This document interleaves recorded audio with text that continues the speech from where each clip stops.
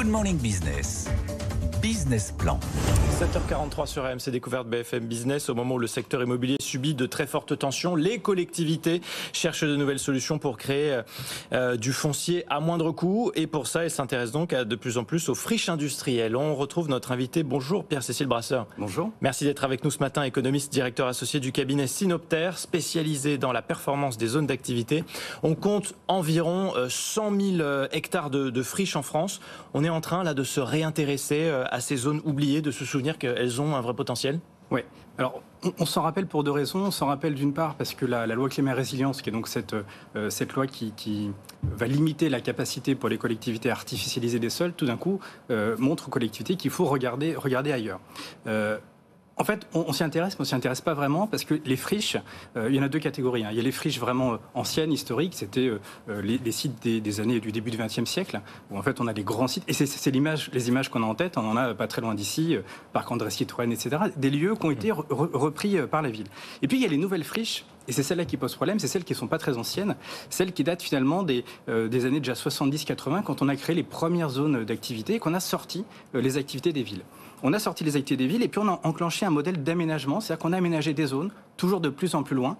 Et puis on se rend compte qu'en fait les premières, elles sont déjà en train de tomber en paupérisation. C'est-à-dire que les friches, c'est pas des friches anciennes, c'est pas des friches complexes, c'est juste des bâtiments qui n'ont jamais été pensés pour durer plus de 40 ans. Ouais.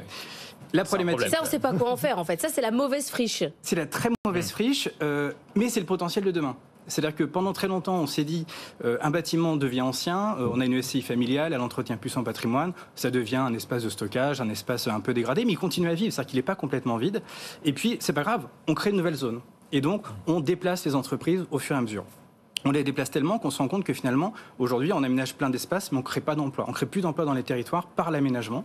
Donc ça, c'est une problématique. Le problème, c'est que ce stock ancien, on ne sait pas quoi en faire, parce qu'effectivement, tant qu'on a des terrains nus faciles à aménager, on n'attire pas les investisseurs ou les entreprises vers ces sites. Là où ça devient aujourd'hui intéressant, et je pense qu'on est vraiment dans l'époque des bifurcations, ce qu'on appelle les bifurcations, c'est-à-dire qu'on a finalement des sites anciens qui sont les mieux localisés. C'est là où on a les transports en commun, on n'est pas très loin des espaces urbains. Et pour répondre aux besoins des entreprises, en fait, ces sites redeviennent intéressants.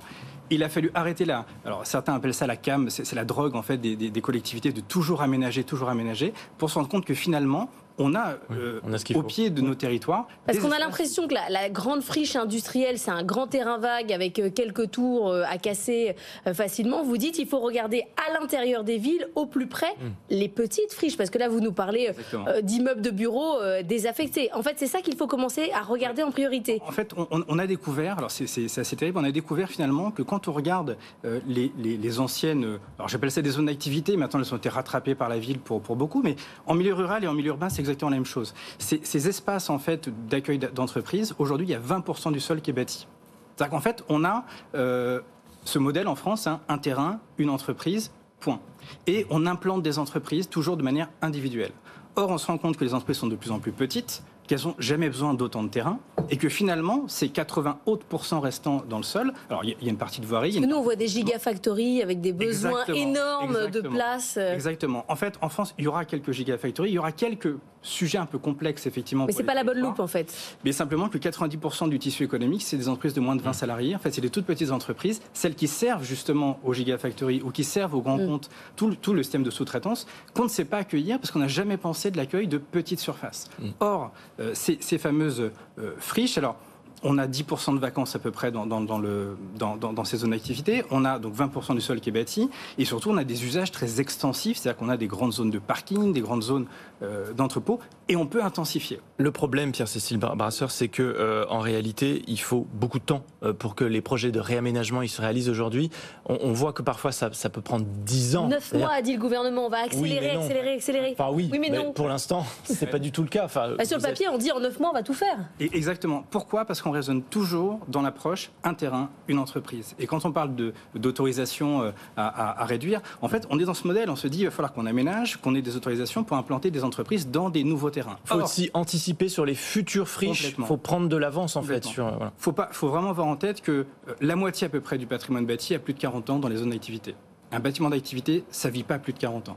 Donc ça se paupérise. On le sait en fait, on le sait d'ores et déjà. On ne regarde pas parce qu'en fait c'est du terrain privé, je disais c'est des SCI familiales, c'est des propriétaires existants et donc on ne s'en occupe pas. Le problème c'est que la question des autorisations à réduire, c'est pas uniquement de penser nouveaux terrains, c'est de dire il faut on parle beaucoup des sites clés en main. Oui. L'État a mis en place les sites clés en main. Mais en fait, c'est pas les sites clés en main, c'est les surfaces d'activité clés en main, donc c'est les bâtiments clés en main. Donc en fait, il faut reprendre ces anciens bâtiments et se dire que comme on a 30% à peu près de foncier à revaloriser, l'équation financière est possible si jamais on fait de Et c'est pas plus cher que de se dire je me mets un peu plus loin, je reprends pas le bâtiment. Alors, en fait, c'est très intéressant parce que c'est pas plus cher pour personne. Simplement, il faut juste changer le regard. L'idée, c'est de dire que le propriétaire actuel de ces terrains et de ces bâtiments, c'est lui qui va faire la valorisation. C'est pas la collectivité, c'est pas l'entreprise. L'entreprise va faire un gain parce qu'elle aura une surface adaptée à ses besoins, et la collectivité parce qu'elle n'aura pas besoin d'aménager de nouveaux terrains. On va pas se le cacher, mais pour terminer, Pierre-Cécile Brasseur, il y a aussi dans le viseur que l'objectif, c'est de mettre fin à de nouvelles artificialisations des sols en 2050. Ça veut dire que dès maintenant, il faut vraiment se préoccuper de ces espaces qui sont inexploités et sur lesquels on va pouvoir trouver un nouveau potentiel. Il faut s'en occuper. On a un vrai problème de connaissance. Il n'y a pas d'outils de connaissance fine. Alors nous, on le fait avec nos petits outils, mais on a besoin de se dire, ce qu'il faut avoir en tête, que dans ces zones d'activité, on peut mettre 2 fois plus d'entreprises sans artificialiser un seul hectare. Donc gardons les quelques hectares pour les gigafactories, pour les activités qui ne rentreront pas dans le foncier. Tout le reste, ça va rentrer dans le site existant. Il n'y a pas de problème. Il faut rassurer les élus, rassurer les collectivités. On a la place.